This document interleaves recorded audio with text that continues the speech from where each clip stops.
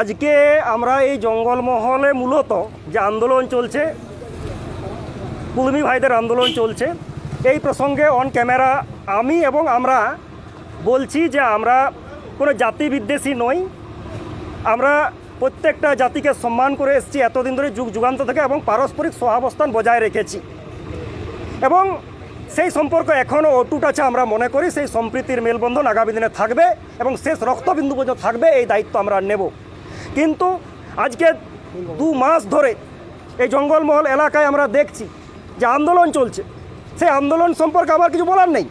যে কোনো জাতিগোষ্ঠী যে কোনো গণতান্ত্রিক পদ্ধতি আন্দোলন করতেই পারেন, আমরাও করি। তো কোনো জাতিগোষ্ঠীর আন্দোলনের বিরোধী আমি নই, বরং ওনারা নীতি নৈতিকতার রেখে ওনারা আন্দোলন করুন, 100 বার করুন, ওনাদের সংগঠন মতো করুন, 100 বার করুন। কিন্তু গতকাল যে ঘটনা ঘটেছে আদিবাসীদের উপর আক্রমণ, হ্যাঁ, দুঃখজনক, লজ্জাজনক, নিন্দাজনক একটা ঘটনা ঘটেছে। এই রকম একটা আন্দোলনের আবহেই ওনাদের আন্দোলনের একটা কর্মসূচি হিসাবে, ঘাগর ঘেরা কর্মসূচিতে আমাদের মাননীয় মন্ত্রী, বনমন্ত্রী বীরবাহা হাঁসদা দিদি ঘেরা পড়লেন এবং সেই একটা কর্মসূচি ছিল নবজোয়ার কর্মসূচি, যেখানে অভিষেক বন্দ্যোপাধ্যায়ের কনভয় ছিল।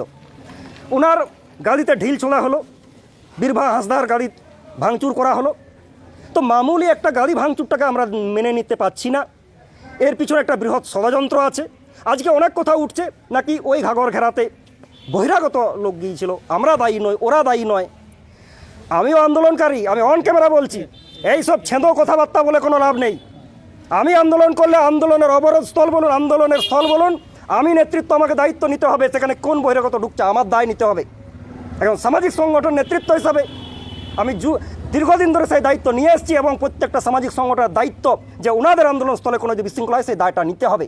আজকে দায় নিতে হবে। এরপর ওনারাই ঠিক করুন যে কারা জড়িত, কে ঢিল ছুঁড়েছে। পুলিশ আছে, প্রশাসন আছে, আইবি ডিপার্টমেন্ট আছে, তদন্ত হচ্ছে, নিশ্চয়ই তার সুরাহা হবে।